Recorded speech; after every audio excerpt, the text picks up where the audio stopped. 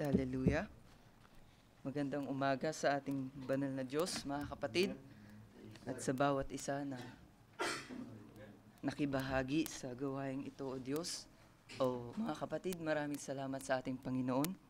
At bago tayo magbasa ng kanyang mga banal na salita, samahan niyo muna ako sa isang maikling panalangin, mga kapatid. Hallelujah. O Mang Diyos na siyang dakila at pinakamakapangyarihan sa lahat, muli kaming narito sa inyong harapan. Naninikluhod kami, O Ama, taglay ang isang mapagpakumbabang puso, O Diyos. Kami lumalapit sa inyo sa oras na ito upang humingi ng gabay sa inyo, O Ama, habang kami tutunghay sa inyong mga banal na salita, habang kami magbabasa ng inyong mga banal na salita, O Ama. Bigyan ninyo ang bawat isa, O Ama, ng isang mapagpakumbabang puso, upang nang sa ganun, O Diyos, ay maging catcher ang bawat isa sa amin, O Ama, ng mga salita ninyo, O Diyos, ng mga salita ng buhay na ito, O Ama. Let our heart catch every word, O Ama, na galing sa inyo, at naway mai-apply namin ito sa aming buhay, at naway ma-equip namin ito, sapagkat sabi nyo sa inyong mga banal na salita, whosoever keepeth the commandment of the Lord, in him the love of God is perfected. Kaya, O Ama, pangunahan kami ng inyong banal na spirito sa oras na ito, at pakadalisayin ninyo ang aming mga puso, O Diyos, habang nalalapit ang aming inaasam na pag-agaw, Ama, sapagkat walang pusong hindi dalisay na makakaabot noon, O Ama, sapagkat ang kadalisayan ng puso, O Diyos, ang siyang inire-require nyo sa amin, gaya ng ipinalangin sa inyo ni Haring Ezekias, O Ama, na nang siya'y may dalisay na puso, Ama, inyo siyang dinidinig. Kaya bigyan ninyo ng dalisay na puso ang bawat isa sa amin, O Ama, upang bawat hilingin namin sa inyo, O Ama, ay ipagkaloob ninyo sa amin. Guide us, O God, sa munting exhortation na ito, aming itinataas ang aming mga spirito at kaluluwa sa inyo, at ang aming mga puso, Ama, ay iniaalay namin sa inyo sa oras na ito. Ito lamang ang samo at panalangin namin sa inyo, O Diyos, in the name of your Son, our Lord Jesus Christ. Amen. Praise God.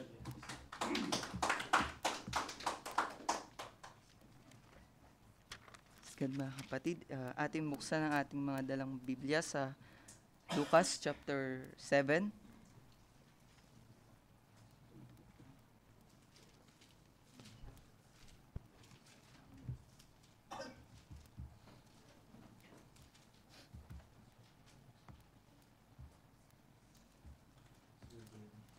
(7:36), mga kapatid.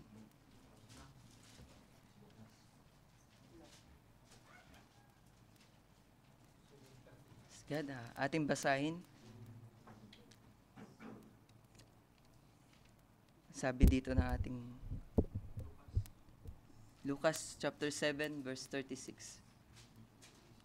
Sabi niya, at ipinamanhik sa kanya ng isa sa mga Fariseo na kumain kasalo niya, at siya'y pumasok sa bahay ng Fariseo at naupo sa dulang. So, mahaba ito, mga kapatid, hanggang sa 50. Pero alam kong familiar na kayo sa kwento na ito, mga kapatid, or sa sinabi na ito ng Biblia. Ituloy nyo na lang sa inyong mga bahay pag nang sa ganun ay hindi masayang yung oras natin sa munting exhortation na ito. So, makakaupo ng bawat isa, mga kapatid.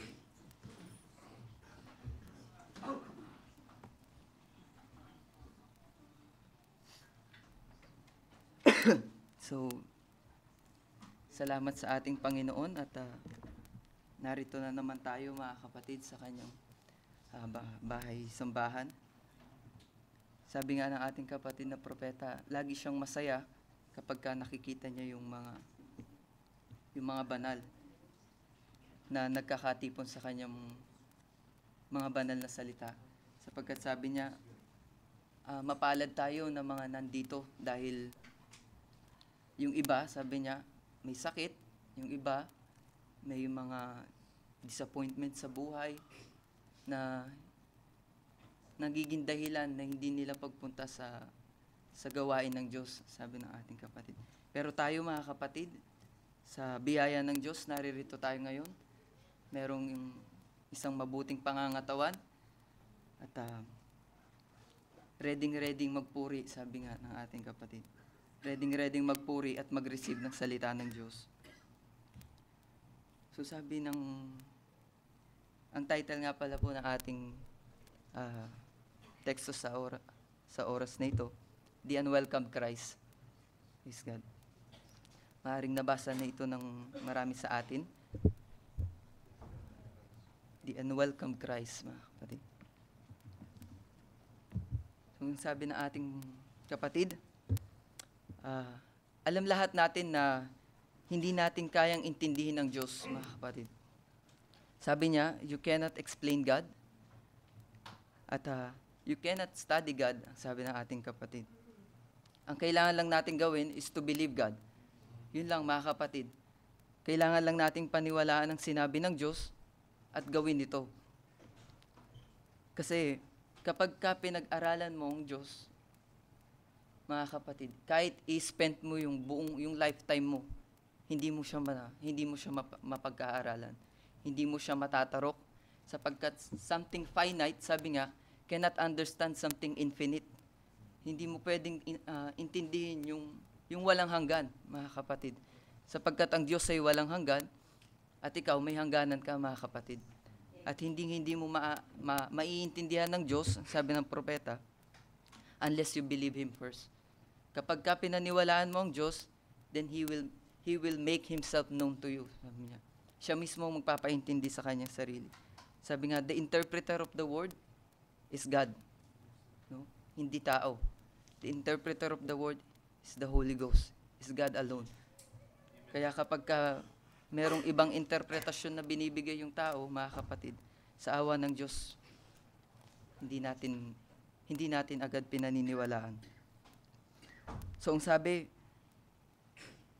kapag nananampalataya ang isang tao, naalala ko nung sinabi ng propeta, na kapag nananampalataya ang isang tao, sabi niya, if you believe something, sabi niya, you must act the way you believe it, sabi niya. Amen. Tapos ang sabi niya, if you believe something and you don't act, sabi niya, like you believe, then you don't believe it at all, sabi niya.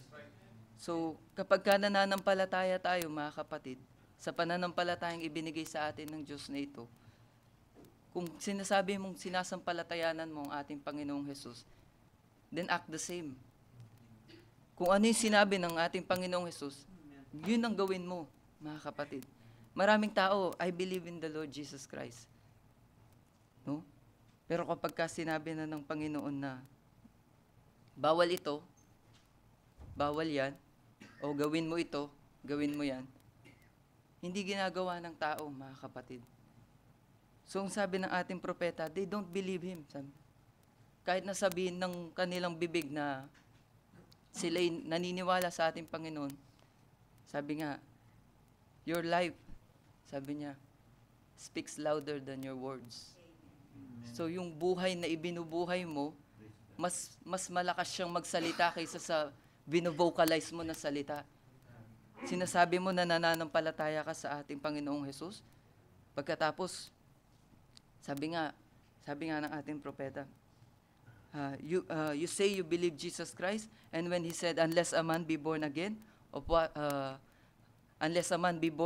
in water and of the Spirit, he cannot he cannot enter the kingdom of heaven. Tapos sabi niya, hindi mo ginagawa yun. Do you think I will believe you? That you have faith, sabi niya, that you believe the Lord Jesus Christ? Right. Kasi kailangan i-act mo yung pananampalataya mo. Kailangan gawin mo kung ano yung pinaniniwalaan mo. Otherwise, mga kapatid, you are a Pharisee. Sabi nga. What is a Pharisee? Hallelujah. So, ang sabi ng ating kapatid, a Pharisee means an actor. No? Kapag sabi nga ng ating propeta, pinaka-hate niya sa lahat yung actor. Kasi ang actor, ang Pharisee, it means pretending something you are not. Sabi niya. So, sabi niya, meron kang sinasabi at yung puso mo kumukontra sa sinasabi mo. So sabi niya, yung Pharisee, sabi niya, it is something na maikukumpara natin sa make-believer, mga kapatid. Sabi nga ng ating kapatid na propeta, just accept and believe God's word the way it is, and He will make you understand it. Amen. If you do not act, sabi niya, according to your faith, then you are an actor, mga kapatid. You're nothing but a Pharisee. Dito sa binasa nating ito, sinong nakakaalam ng kwentong ito, mga kapatid? Si Simon na Pariseo at inimbita ang ating Panginoong Hesus. Alam nyo, ang Pariseo at ang ating Panginoong Hesus, magkaaway ito nung panahon nila. Sabi nga, wala silang business sa isa't isa. Kaya nga sabi ng ating kapatid, in this scene, dito sa kwentong ito, there is something wrong. No? Dahil isang Pariseo, iniimbita niya ang Panginoong Hesus. No? Sabi niya parang ang isang uwak, iniimbita niya yung dove. No? So, sabi niya, wala silang fellowship sa isa't isa. Wala silang pinagkakasunduan. Kumbaga, kinamumuhian nila ang isa't isa. So, bakit niya, sabi ng ating kapatid na propeta, bakit niya iniimbita ang ating Panginoong Hesus sa kanyang dulang? Praise God. Sinabi nga ni brother, para tuyain. At hindi lang siya yung nag-iisang Pariseo sa dulang na yun. Marami sila, mga kapatid. Sabi nga, inimbita niya, kasi mataas na tao itong si Simon. Kumbaga, may kukumpara mo siya sa isang may tungkulin o sa politika, ganyan. Isang senador o isang congressman. Basta isa siyang mataas na tao. Sabi nga ng ating propeta, Simon, isa siya sa mga nandun sa upper crust, sabi. Nandun sa isang mataas na posisyon. No? So, sabi ng ating kapatid, there are so many Pharisees in this time we're living in. There's so many actors in our time. Sabi niya, they say they're Christian, but the way they live, sabi niya, the way they talk, the way they think, sabi niya, contradicts their claim. So, sabi nga ng ating kapatid, ipokrito, sabi niya. Yung mga taong ito, they are hypocrite.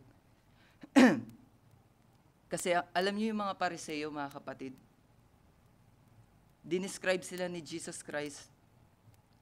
Sabi niya, sa Matthew 23 verse 2, sabi niya, saying, the scribes and the Pharisees sits in Moses' seat. All therefore whatsoever they bid you observe, that observe and do. But do not ye after their works, for they say, and do not. Nangangaral sila, pero hindi nila ginagawa yung pinangangaral nila. Sabi nga ni Paul sa Romans, di ba? Ikaw na nagtuturo na huwag magnakaw, nagnanakaw ka. Ikaw na nagtuturo na huwag mangalunya, nangangalunya ka. Sabi ni Paul yan, di ba? Sa Romans. So, ito yung Pariseo, mga kapatid. No? Nangangaral sila kasi sila yung tinatawag na master of the law sa panahon na yun. Alam nila yung law ni Moses, alam nila yung law ng Old Testament. Pero kahit na ipinangangaral nila yung law, hindi nila ginagawa. Sabi nga ng ating kapatid, God don't want an actor, sabi niya. Sabi nga ng Biblia, mas gusto pa ng Diyos na maging mainit ka or malamig ka kaysa maging, sabi nga, actor ka or maging maligamgam ka. Salawahan. Hindi mo alam kung saan ka lulugar. No? Alam niyo mga kapatid, kung sinasabi ninyo na sinasampalatayanan ninyo ang ating Panginoong Hesus, or nagdi-decide kayo sa buhay ninyo na sundin ang ating Panginoong Hesus, then use every opportunity, sabi niya, that comes in your way. Kasi hindi mo alam, baka yung opportunity na yun na yung last mo. Yun na yung last na ibibigay sa'yo ng Diyos. If you decide, sabi niya na follow Christ, sabi niya, then don't sleep. Just one opportunity. Wag kang magpapaliban ng oportunidad. At yung mga oportunidad na ito, yun yung nakakapakinig kayo ng mga banal na salita ng Diyos. Sa tuwing nag-a-attend kayo dito, sa tuwing uma-attend kayo ng sharing or ng gawain tuwing Thursday and Friday, sabi ng ating kapatid, use every opportunity to get to Jesus. Amen. Because nung time nga niya, sabi niya, malapit nang darating ang Panginoon. Kahit yung time ni Paul, sinasabi niya, paano pa kaya yun sa time natin, mga kapatid? Wag na kayong, sabi nga ng ating kapatid na propeta, do not say, Lord, I will serve you if you give me this, if you give me that, or if you let this happen. No? Wag mong ibigay yung terms and condition mo para lang pagsilbihan mo ang Diyos, mga kapatid. Ganyan ang tao, nakafocus siya sa mga terms and conditions niya bago siya sumunod. Sabi nga, bago magkamayan ng dalawang businessman, meron niyang terms and condition, 'di ba? Bago sila mag-unite or bago sila magkasundo. Pero dito, mga kapatid, wag mong gamitin yung gusto mo as terms and condition.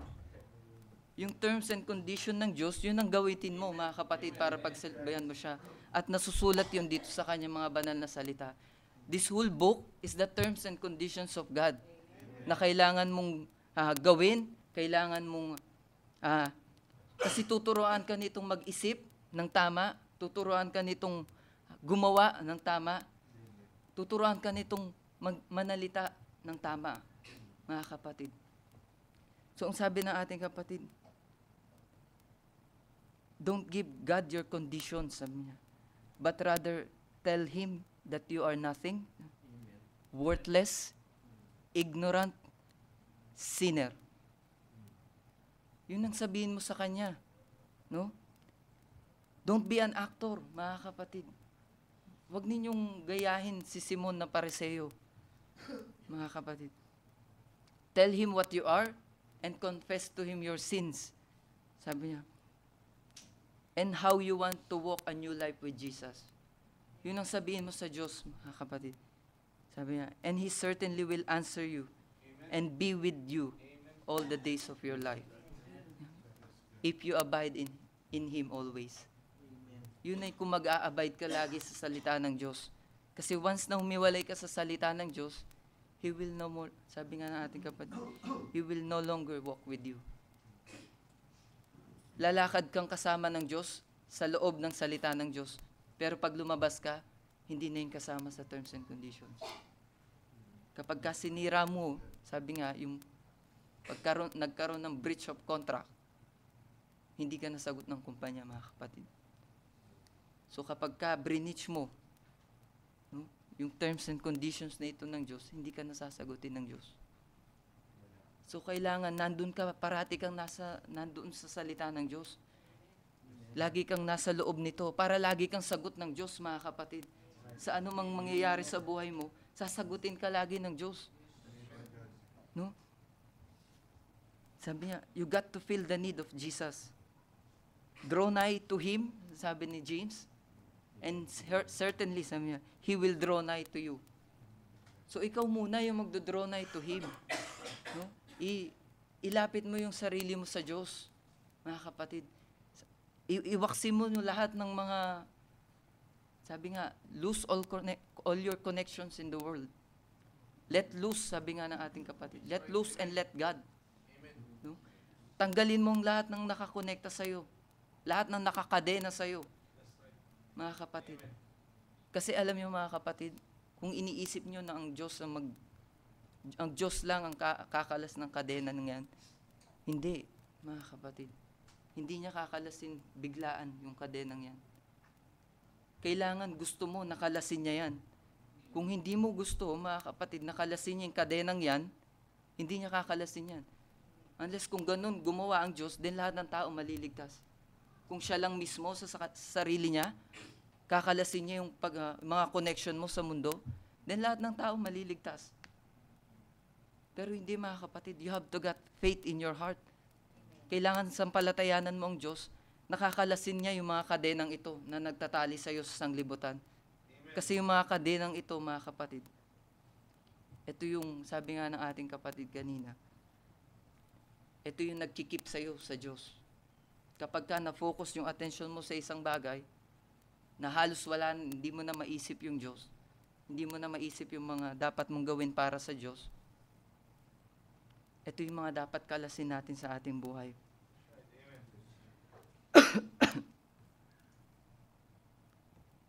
Sabi nga ng ating kapatid, who cares about me? Sabi niya.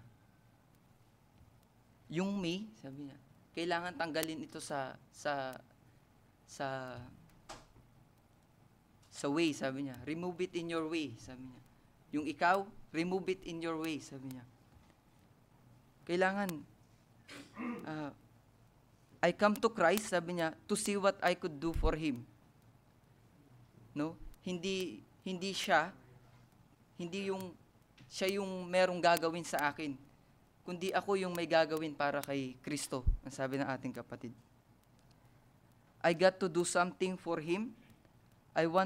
Sabi niya, I want to make Him better and let people see Him. So, ang pagiging isang Kristiyano, mga kapatid, sabi nga, yung mga tao nagpupunta lang sa church para mapabuting sarili nila, para magkaroon sila ng magandang refleksyon sa labas. Na kapag ka sinabi ng Biblia ganito, tapos huwag kang magmumura, huwag kang maglalas, gagawin nila ito para sa kanila lang, para sabihin ng mga tao, ay napakabuti naman ng taong ito. Hindi siya naglalasing, hindi siya nagmumura. No? Pero ang sabi ng ating kapatid, hindi yun, sabi niya. Hindi yun ang dapat ninyong asamin, kundi yung magagawa ninyo para kay Kristo.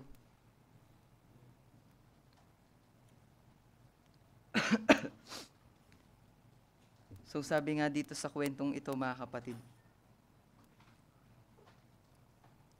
alam nyo ba yung kwentong ito na si Jesus, sabi niya, sabi nung binasa natin, ipinamanhik niya sa kanya ng isa sa mga Pariseo, si Simon, na kumain kasalo niya, at sila'y pumasok sa bahay ng Pariseo at naupo sa dulang. So sabi ng ating kapatid na propeta, bago nangyari ito, no, merong itong preparation. Hindi naman ito basta pumasok na lang si Jesus bigla. So meron itong day, sabi niya, kasi magpre-prepare si Simon. So inimbita ni Simon lahat ng kanyang mga kaibigan na matataas na tao din. Of course, Pariseo rin yung mga inimbita niya. Sabi niya, iimbitahin ko ang lahat ng matataas na tao para hiyain itong taong ito, si Jesus. Kasi, mga kapatid, kung hindi yun ang purpose ni Simon, then bakit hindi man lang niya pinansin si Jesus? Diba? Kung mababasa ninyo yung buong kwentong ito, hindi niya pinansin si Jesus.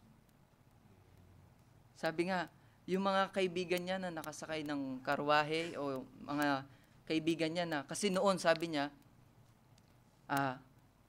paalang yung gagamitin mo para pumunta sa isang celebration na ganito. Maglalakad ka lang at pagkapasok mo sabi nga, yung paa mo mabibigyan ng mga alikabok, mabibigyan ng mga kung ano-anong mababaho, sabi niya. Kaya pagdating ng isang tao, merong foot washer doon, mga kapatid. May maghuhugas ng paa mo at merong maglalagay ng langis sa'yo para sa leeg mo, para bumango ka, at hahalikan ka nung nag-imbita. Hahalikan ka niya. A kiss, sabi nga ng ating propeta, symbolizes brotherly love. Yung kiss, mga kapatid, kapag yung ginagawa mo yung kiss na ito, noong panahon na iyon, it symbolizes brotherly love or sincere friendship. Yung mga Muslim nga, nakakita ba kayo ng mga Muslim dito na pagka nagkita sila, 3 beses dito, 3 beses dito? Kasi it symbolizes sincere love, mga kapatid, or friendship, or brotherly love, yung halik. mga kapatid. So, yung nag-imbita, pagkatapos nilang nahugasan yung mga paa nung mga inimbitahan at na-anoint ng oil, nalagyan ng oil, hahalikan niya nung nag-imbita. At parang sa atin, ang sa atin, ang ano dito is yung handshake. Diba kapag, ito yung parang kaano sa atin, equivalent ng paghalik na yun. Makikipag-handshake ka. Ibig sabihin, tinatanggap mo siya. Pero si Jesus, mga kapatid, hindi siya ginawan nito. No? Walang naghugas ng paa niya, walang nag-anoint sa kanya ng langis. At hindi siya inalikan ni Simon. That means he's not welcome. Kasi kung welcome ka, gagawin sa iyo ang lahat ng yun. Tingnan niyo kung gaano kasakit ito. Halimbawa, si Brother Mon inimbita ko, pero hindi ko siya pinansin. Ano sa tingin niyo yung mararamdaman ni Brother Mon? Baka hindi lang walk out, baka gumawa pa siya ng eksena dun sa pagdidiwang na yun, sa sobrang galit niya.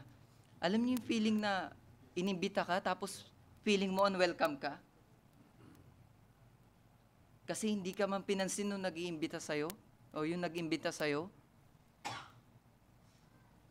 Kaya nga sabi ng ating pero kahit na alam ito ni Jesus na mangyayari, sabi niya, let me give you a point here. Sabi niya. Though Jesus knows he will be unwelcome, sabi niya, Jesus always keeps his promise, mga kapatid. When he said he'll be there, he will be there, mga kapatid. So sabi nga niya, kapag ka sinabi natin na, Lord, makikipag-meet kami sa iyo ng 8:00, he will be here, mga kapatid, before 8. Nandito na siya. So, kapag ka meron kang sinabi sa Panginoon, at kapag meron siyang sinabi sa iyo, Jesus always keeps his promise, mga kapatid. Kaya nga sabi ng ating kapatid, I'm getting old, and I'm down to the river of Jordan. He promised he would be there. Sabi niya, he'll be there. He keeps every promise. Though I'll walk through the valley of the shadow of death, I'll fear no evil because thou art with me. Sabi ni David.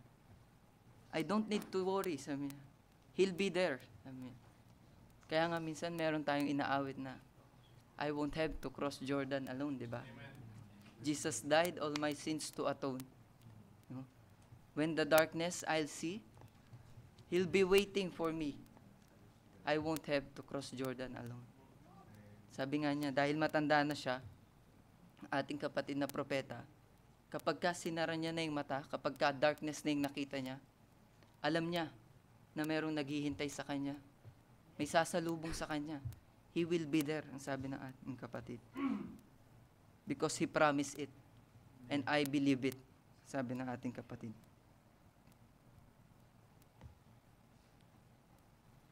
So sabi pa niya, Jesus is always worthy of the best. Amen. So we need to give him our best, sabi ng ating kapatid na propeta. Kasi alam nyo, si Jesus, sabi niya, he will take what you will give to him. Tatanggapin niya kahit anong ibibigay mo sa kanya. Kahit na yung 1% lang, tatanggapin niya yan. He always take, no? Kung ano man yung ibibigay mo sa kanya. Sabi nga niya ang ating kapatid, his 3 minutes reading the Bible before going to bed is all we have to give him. Sabi niya, yung pagbabasa na ba ng Biblia ng 3 minuto bago ka matulog, sabi niya, enough na ba yun? Sabi niya, yun lang ba yung maibibigay natin sa Diyos? Sabi niya, is one day Christian, sabi niya, the best we can give to him. Sabi niya, yung bang isang araw na pagiging Kristiyano, yun na ba yung pwede nating ibigay sa Diyos? Yung isang araw ka lang Kristiyano, the rest of the 6 days, hindi mo na alam kung anong klase kang tao. Sabi niya, is one day Christian the best we can give? or all the days of our life? Is half of our hearts the best we got to give to Him? Or He deserves the whole? Sabi ng ating propeta, if you claim Abraham as your father and an heir to the promises of God, then we need to do what Abraham did, mga kapatid. Ibinigay ni Abraham ang lahat sa Diyos. Sabi nga ng ating propeta, he gave his whole heart and full obedience to the Lord. So, nung tinawag ng Diyos si Abraham, no? Ni-require ng Diyos na i-separate niya yung kanyang sarili sa mga mahal niya sa buhay. Amen. Sabi nga ating kapatid, yun din ang nire-require sa atin ng Diyos. We need to separate from the world. Amen. Lahat ng connection, mga kapatid, sa mundo, kailangan i-separate natin yung ating sarili doon. Yun yung sinabi ng Diyos kay Abraham eh. Separate yourself. Sa tingin nyo, madali para kay Abraham na iwan yung kanyang pamilya. Sabi nga ng ating propeta, kapag ka yung isang overcomer, mga kapatid, kapag ka iniwan mo yung something that you love, but God condemns, yun ang overcoming, mga kapatid. Yung isang bagay na gustong-gusto mong ginagawa, o yung isang bagay na mahal mo, na ayaw ng Diyos. Kasi hindi ka tatawaging overcomer kung yung bagay na ayaw mo, ayun yung i-require sa'yo na iwan mo. Anong overcoming doon? Kung yung isang bagay na ayaw mo is iiwan mo, may overcoming ba doon, mga kapatid? Napakadali nun. Sabi nga, easy as cake. Pero kung yung isang bagay na mahal mo, pero ayaw ng Diyos, yun yung pinapaiwan niya sa'yo, mahirap yun, mga kapatid. Hindi madaling gawin yun. Sobrang hirap nun, mga kapatid. It will take all the guts, all the courage. Sabi nga, kulang na kulang pa yun. Kung yung gagamitin mo lang, yung self-strength, yung courage mo, o yung faith mo, kailangan mong ang lakas ng Diyos. Kailangan mong Diyos dito, mga kapatid, para magawa ang bagay na ito. Sabi nga ng ating Panginoong Hesus, kung sino man ang hindi mamuhi sa kanyang ama, sa kanyang ina, sa kanyang asawa, it's not worthy of me. So it's not literally na ang kamumuhian mo yung mga magulang mo, yung asawa mo, o yung pinakamamahal mo. Hindi naman ganun. Ibig sabihin lang, mga kapatid, kung sila taliwas sa sinasabi ng Panginoong Hesus, you should hate them. Not them, but yung doctrine na nasa kanila, mga kapatid. Kapag yung sinasabi nila, hindi naaayon sa salita ng Diyos, leave them. Kaya nga sineperate ng Diyos si Abraham. Dahil siguradong hindi against yung pamilya ni Abraham sa salita ng Diyos. Mga kapatid, sabi nga ng ating propeta, minsan nagkaroon din ako ng tanong sa isip ko na, meron bang pag-ibig na nanggagaling sa dyablo? Actually, alam niyo, tinanong ko yung ating nakatatandang kapatid dito noon. Kasi may mga pag-ibig na naghihiwalay sa atin sa Diyos, di ba? Like Samson. Nung inibig niya si Delilah, nahiwalay siya sa Diyos. Kaya nagkaroon ako sa aking pag-iisip na, meron bang pag-ibig na hindi galing sa Diyos? Pero sabi nga ng ating nakatatandang kapatid, wala. Lahat ng pag-ibig galing sa Diyos. Kapatid. So, ano na naman yung thought sa akin na, then bakit merong mga time na yung mga pag-ibig natin, yung nagiging dahilan kung bakit nahihiwalay tayo sa Diyos? Alam niyo, mga kapatid, sa tulong ng banal na Espiritu ng Diyos at sa pagbabasa ng kanyang salita, tunay, tama yung sinabi na walang pag-ibig na galing sa dyablo. Lahat ng pag-ibig galing sa Diyos, mga kapatid. Pero kahit na galing sa Diyos yan, if you let the devil use it, there will be something wrong. There's the trouble comes, mga kapatid. Kung salita nga ng Diyos na galing sa Diyos at hinayaan mo ang diablo na gamitin niya ito, mga kapatid, magkakaroon ng misapplication ang banal na salita ng Diyos. Ilalayo ka nito sa Diyos. Ang salita ng Diyos, pwede kang ilayo sa Diyos nito. Kung hahayaan mo ang diablo, mga kapatid, ang gumamit nito. Ilalayo ka nito sa salita ng Diyos.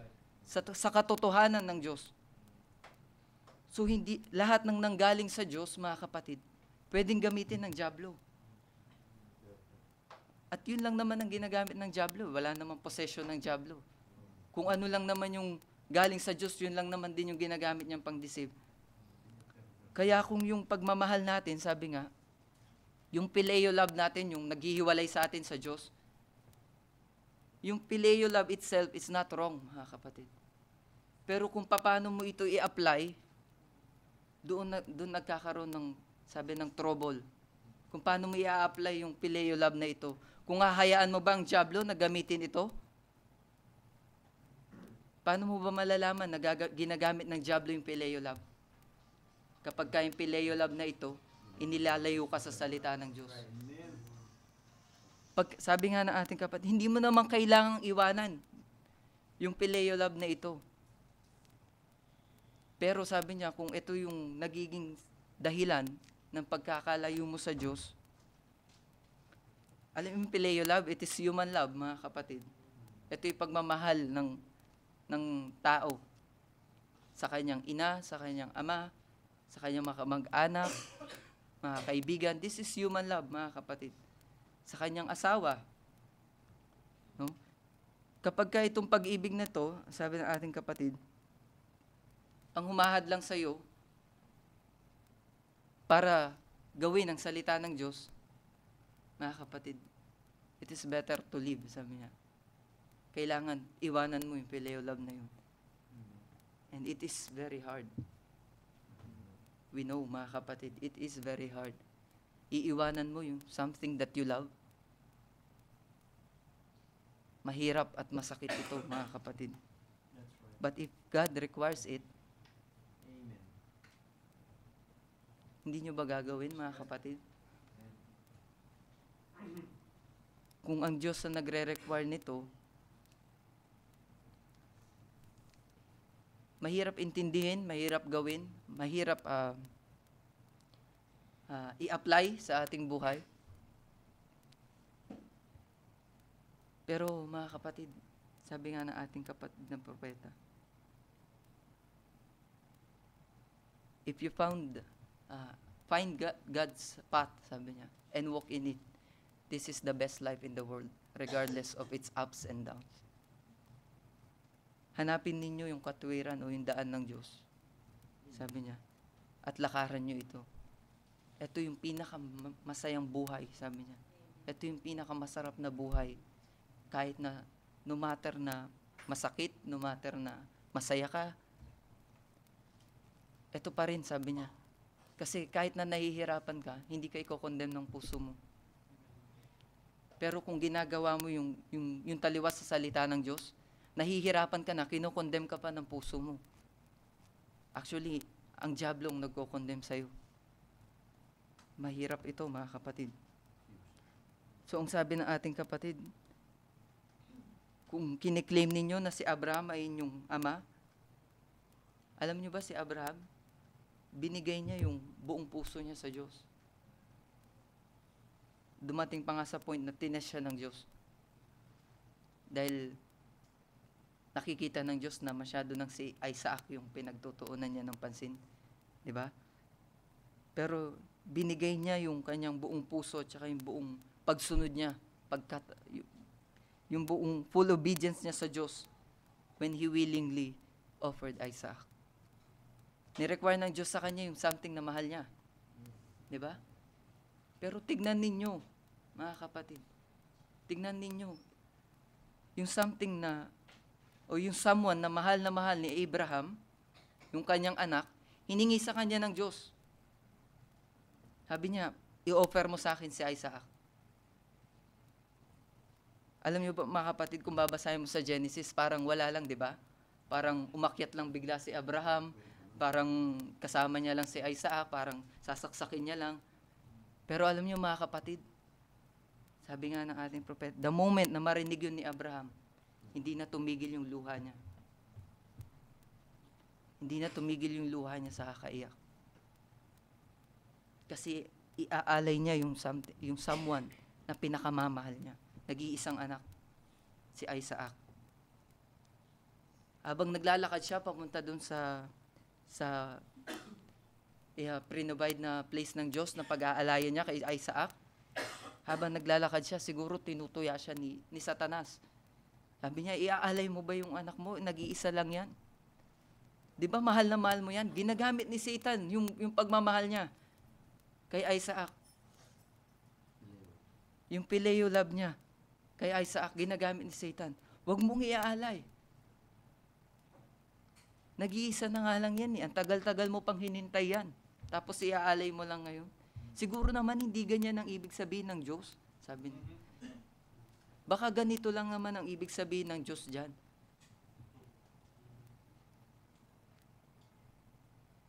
Si Satanas, tandaan nyo mga kapatid, yung best way na pagdideceive, yun ang ibibigay niya sa'yo. Yun ang sasabihin niya sa'yo. Kunwari, parang papanigin niya yung Diyos. Kunwari, nandun siya sa salita. Pero kapag sinunod mo yun, malayo pala. So habang umakyat si Abraham doon, siguro, mga kapatid, or hindi siguro, talagang tinutuya siya ng dyablo. O talagang tinetempt siya ng dyablo na wag i-offer si Isaac. Pero dahil ibinigay ng ating amang si Abraham ang kanyang puso sa Diyos, sabi nga, parang naririnig ko siya nang sabi na, get thee hence, Satan. I'd rather offer my son and cry to death later than to disobey the word of the Lord. So, nakita nyo naman mga kapatid kung paano inialay ni Abraham. Sabi nga, hindi naman kailangan, sa all the time, hindi naman kailangan mawala mawala yung phileo love o yung taong minamahal mo. Kasi gusto lang makita ng Diyos na ipaglaban mo siya, mga kapatid. Ipaglaban mo siya kaysa dun sa mahal mo. Nang sa ganun, mga kapatid, He will bless you.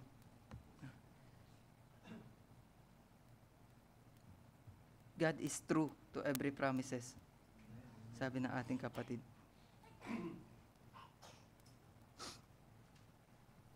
Dito nga sa aktong ito, mga kapatid.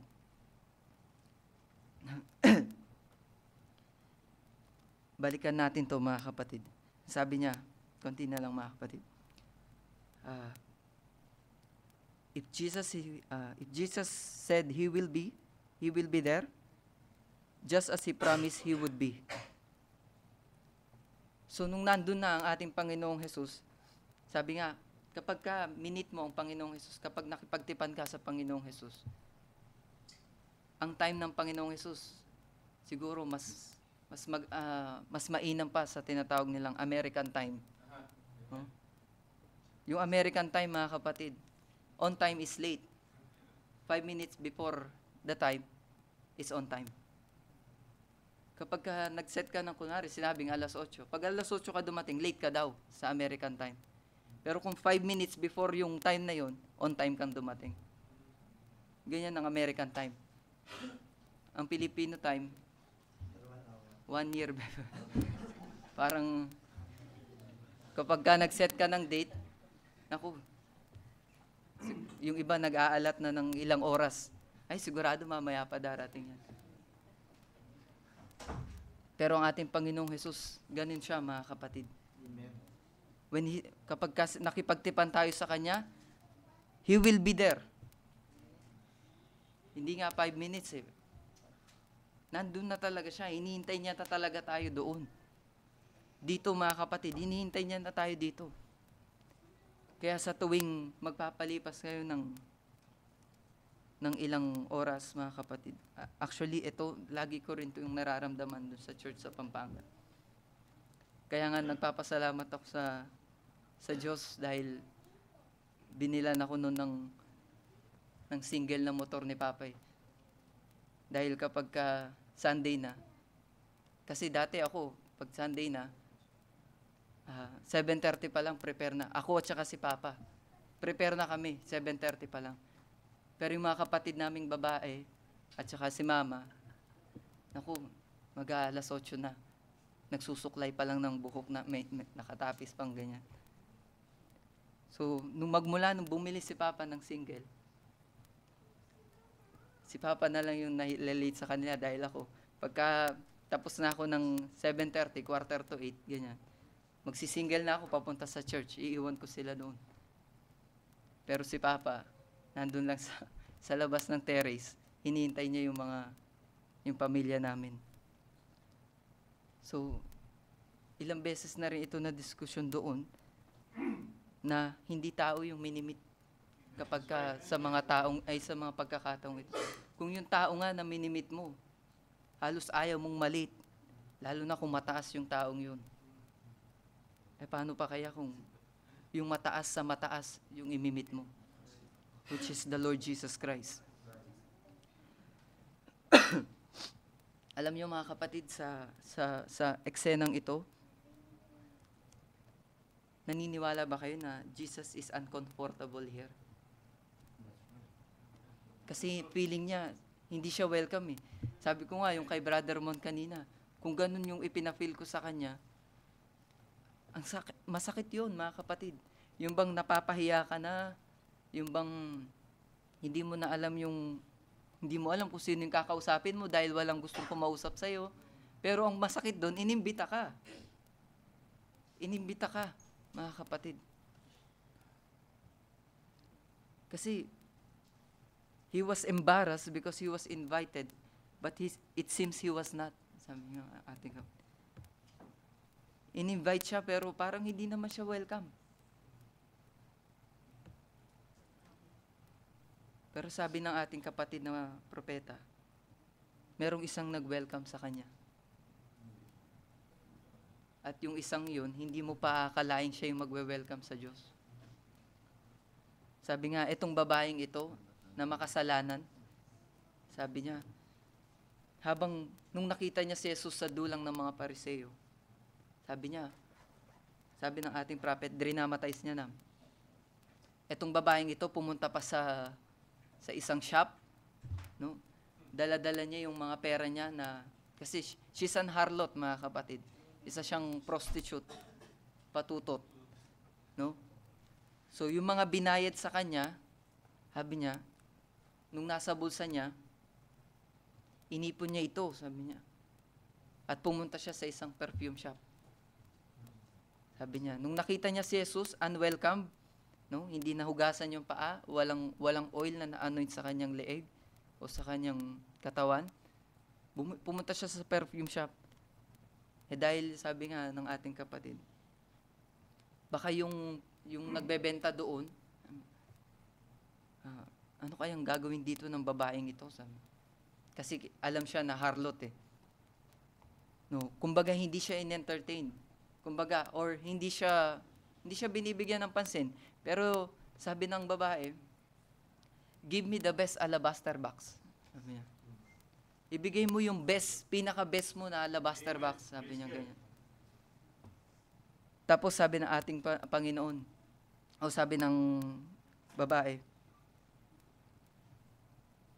dahil yung best na yun, mga kapatid, mahal, so sabi niya, kinuha niya lahat ng pera niya, ibinigay niya doon sa nagbebenta ng pabango.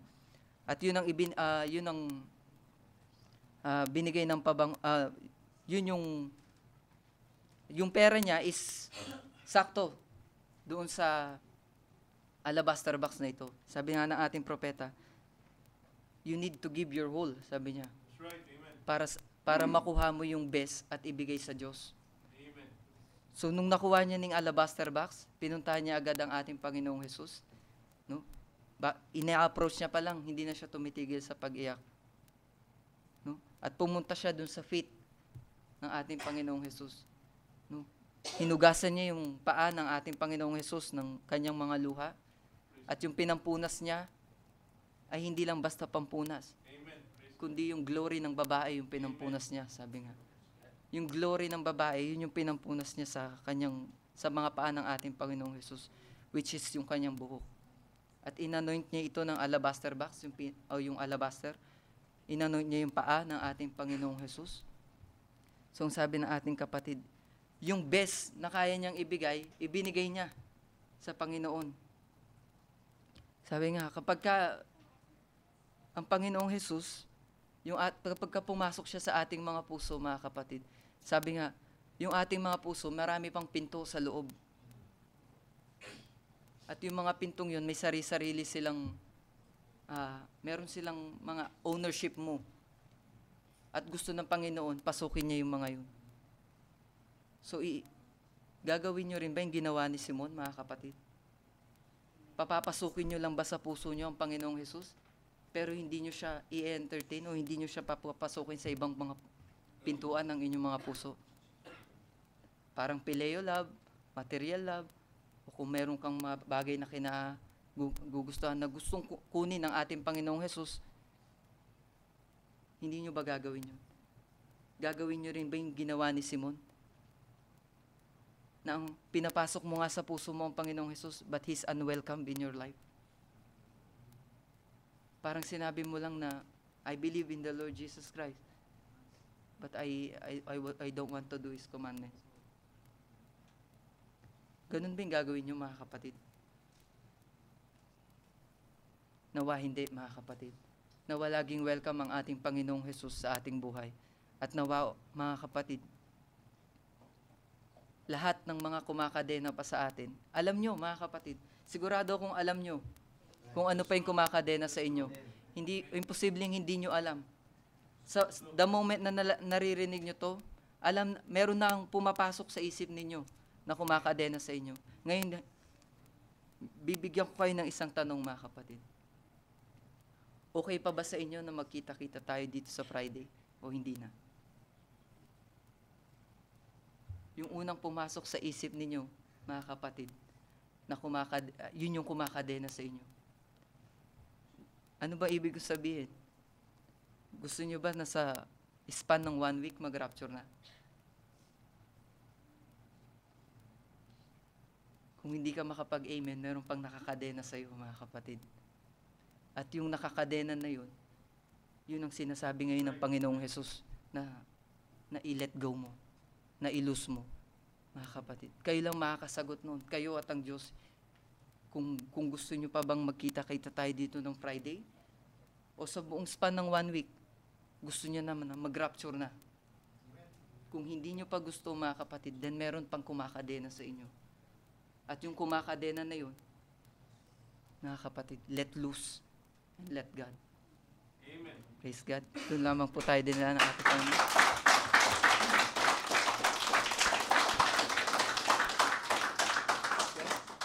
Binabalik ko sa ating MC.